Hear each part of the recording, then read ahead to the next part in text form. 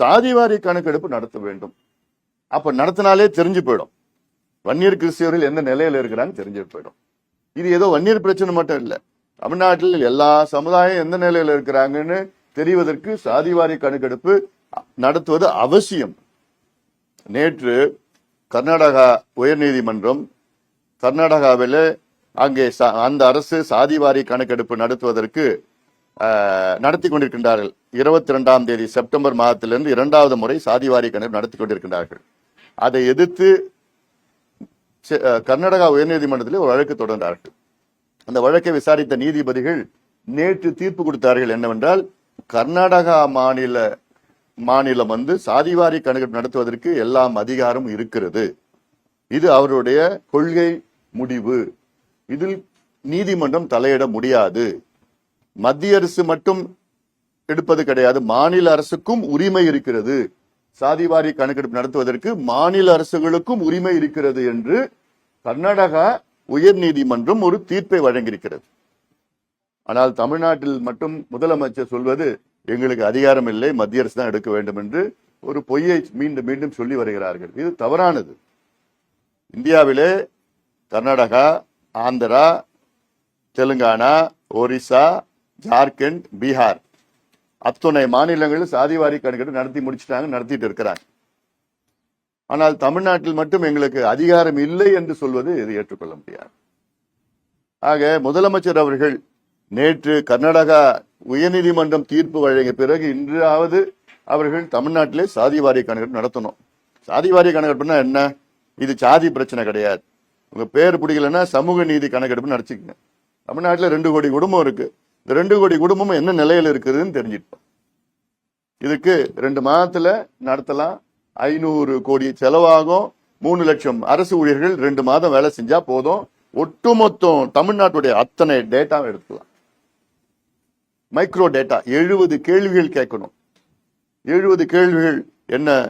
ஒரு வீட்டுக்கு போனா வீட்டுல என்ன, எவ்வளவு பேர் இருக்கீங்க, எந்த மதத்தை சார்ந்தவர்கள், அதில் எந்த சமூக ஜாதியை சார்ந்தவர்கள், எந்த உட்பிரிவை சார்ந்தவர்கள், எத்தனை பேர் இருக்கீங்க, என்ன படிச்சிருக்கிறாங்க, வீடு சொந்த வீடா, குடிசை வீடா, கல்லு வீடா, ஓட்டு வீடா, எத்தனை ஸ்கொயர் ஃபீட் வீடு, வீட்டுல பாத்ரூம் இருக்கா, கரண்ட் இருக்குதா, எத்தனை கழிப்பறைகள் இருக்கு, குடிநீர் வருதா, எவ்வளவு நிலம் வச்சிருக்கீங்க, எத்தனை பேர் படிச்சிருக்கிறாங்க, எத்தனை பேர் பட்டதாரிகள், பெண்கள் எத்தனை பேர் படிச்சிருக்கிறாங்க, எத்தனை முதல் பட்டதாரிகள், எத்தனை பேர் வேலை, அரசு வேலையா, தனியார் வேலையில இருக்கிறாங்களா, இல்ல வீட்டுல சைக்கிள் இருக்குதா, பைக் இருக்குதா, கார் இருக்குதா, இப்படி எல்லாம் ஒரு 70 கேள்விகள் இருக்கு. 2 கோடி குடும்பத்திலயும் இந்த 70 கேள்விகள் கேட்டா கிளீனா டேட்டா நமக்கு கிடைச்சிடும்.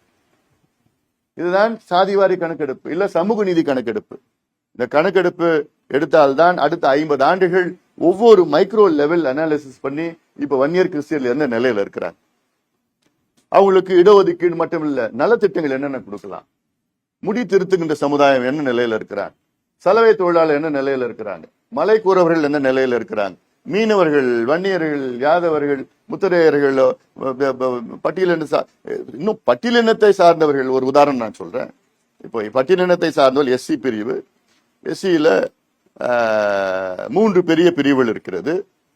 பட்டியலினத்தை சார்ந்தவர்களுக்கு தேவேந்திரகுல வேளாளர், ஆதி திராவிடர்கள், அருந்ததியர்கள். அருந்ததியர்கள் மேற்கு பகுதியில் இருக்கிறாங்க, தமிழ்நாடு மேற்கு பகுதியில். தென் பகுதியில் தேவேந்திரகுல சமுதாயத்தை சார்ந்தவர்கள் இருக்கின்றார்கள். வடபகுதியில் ஆதி திராவிடர்கள் இருக்கின்றார்கள். இந்த 3 பெரிய பிரிவுகளில் உட்பிரிவுகள் 78 உட்பிரிவுகள் இருக்கிறது. இந்த 78 உட்பிரிவுகளில் இன்னைக்கு 18% ரிசர்வேஷனை அதுல வெறும் 8ல இருந்து 10 உட்பிரிவுகள் எடுத்துட்டு போறாங்க. மீதி 68ல இருந்து 70 உட்பிரிவுகள் 3% 4% தான் அவங்க போட்டி போடுறாங்க. அப்போ இது சமூக நீதி கிடையாது. அப்போ நீங்க கணக்கெடுப்பு நடத்தினா அதுல பட்டியலின சமுதாயத்தில் யார் யார் கிடைக்குது, யார் யார் கிடைக்கல, கிடைக்காதவங்களுக்கு அவங்களுக்கு தனியா இப்போ ஒரு 18% ரிசர்வேஷன் இருக்கு. அதுல 3% அருந்ததியர்களுக்கு கொடுக்குறாங்க. ஆனா அந்த 3% அருந்ததியர்கள் 15%லயும் போட்டிடலாம். ஆனா இப்ப என்ன நடக்குதுன்னா, அது என்ன செய்யணும்னா அதுல 5ஆ பிரிக்கணும். பட்டியலினத்தை ரிசர்வேஷன் 5ஆ 6ஆ பிரிச்சு அதுல யாரு கிடைக்கலையோ அவங்களுக்கு எல்லாம் சேர்த்து கொடுக்கணும். யாருக்கு இன்னும் கொஞ்சம், யாருக்கு கொஞ்சம் கம்மியா கிடைக்குது அவங்களுக்கு அடுத்தது, யாருக்கு இன்னும் கொஞ்சம் கம்மி அவங்களுக்கு அடுத்தது, இப்படி எல்லாம் பிரிச்சு பண்ணதுக்கு கணக்கெடுப்பு. டேட்டா வேணும். இந்த டேட்டா இருந்தாதான் இப்போ வன்னியர் கிறிஸ்டியனுக்கு அதுல நம்ம எம்பிசியில கொண்டு வரது இன்னும் நியாயப்படுத்த முடியும். ஆமா, இவங்க சமூக கல்வியிலையும் பொருளாதாரத்திலும் பின்தங்கி இருக்கிறாங்க. அப்போ இந்த மைக்ரோ டேட்டா இருந்ததுன்னா இது இன்னும் நமக்கு இன்னும் ஈஸியா இருக்கும். அதுக்குதான் நமக்கு சாதிவாரி கணக்கெடுப்பு மிக மிக அவசியமானது. ஆனா என்ன காரணத்துக்கு ஸ்டாலின் அவர்கள் எடுக்க மாட்டாருன்னு தெரியல.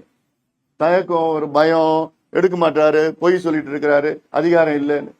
அப்ப மத்த மாநில முதலமைச்சர் அதிகாரம் எப்படி வந்தது? இந்தியன் ஸ்டாட்டிஸ்டிக்கல் ஆக்ட் 2008, இந்திய புள்ளிய சேகரிப்பு சட்டம் 2008 நாடாளுமன்ற சட்டம் நிறைவேற்றி இருக்கிறோம். அந்த சட்டத்தின் கீழ் தான் கர்நாடகா, ஆந்திரா, தெலுங்கானா, ஜார்க்கண்ட், ஒரிசா, பீகார் எடுத்திருக்காங்க. அந்த சட்டத்தின் கீழ் இந்தியாவில் உள்ள பஞ்சாயத்து தலைவர் கூட அவங்க பஞ்சாயத்துல சாதிவாரி கணக்கெடுப்பு நடத்தலாம், சமூக நீதி கணக்கெடுப்பு நடத்தலாம், சுற்றுச்சூழல் கணக்கெடுப்பு நடத்தலாம், எந்த கணக்கெடுப்பு நடத்தலாம், பஞ்சாயத்து தலைவரும் நடத்தலாம். முதலமைச்சருக்கு அதிகாரம் இல்லை என்று சொல்வது இது முழுக்க முழுக்க அரசியல். அதெல்லாம் தப்பான ஒரு காரணம். சமூக நீதி என்பது தமிழ்நாட்டு பிறப்பிடம். அப்படிப்பட்ட பிறப்பிடத்துல சமூக நீதியே இல்லைன்னு ஒரு நிலை இன்னைக்கு வந்திருக்குதுன்னா இது ஏற்றுக்கொள்ள முடியாது. இது மக்களுக்கு தெரியப்படுத்த வேண்டும். அந்த நோக்கம்தான்